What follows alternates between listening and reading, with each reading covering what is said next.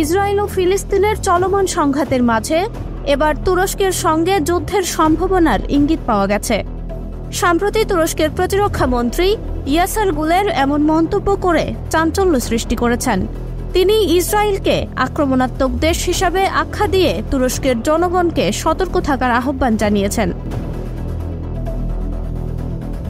Turkey টুডের এক প্রতিবেদনে বলা হয়েছে, ইসরায়েল তুরস্ক সম্পর্কের ক্রমাগত অবনতির প্রেক্ষাপটে প্রতিরক্ষা মন্ত্রী গুলের সরাসরি সতর্কতা দিয়েছেন।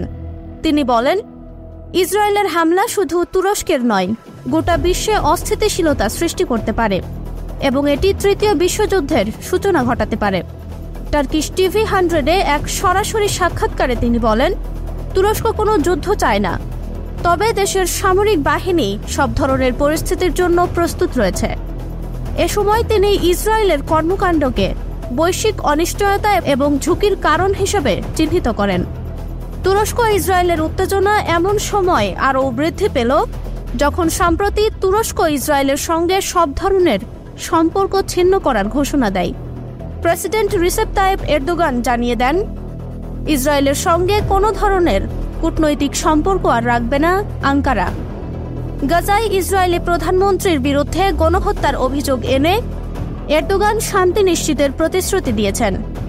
ইতিমধ্যেই তুরস্ক জাতিসংঘে ইসরায়েলের উপর অস্ত্র রপ্তানির নিষেধাজ্ঞার প্রস্তাব দিয়েছেন। 52টি দেশ এবং 2টি আন্তর্জাতিক সংগঠন এই প্রস্তাবে সমর্থন জানিয়েছে। এর পাশাপাশি গেল মে মাসে তুরস্ক ইসরায়েলের সঙ্গে বাণিজ্যে নিষেধাজ্ঞা আরোপ করে এবং একপাক্ষীয় কূটনৈতিক সম্পর্ক বজায় রাখলেও যুদ্ধ শুরুর পর রাষ্ট্রদূত ফিরিয়ে নেয় আঙ্কারা।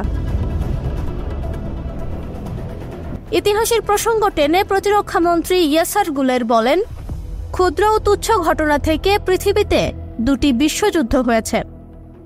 সংঘাত কতটা ছড়িয়ে পড়বে তা আগে থেকে অনুমান করা সম্ভব নয়, তবে আমরা প্রস্তুত আছি। এই পরিস্থিতিতে তুরস্কের জনগণকে আরও সতর্ক থাকার আহ্বান জানিয়েছেন প্রতিরক্ষা মন্ত্রী।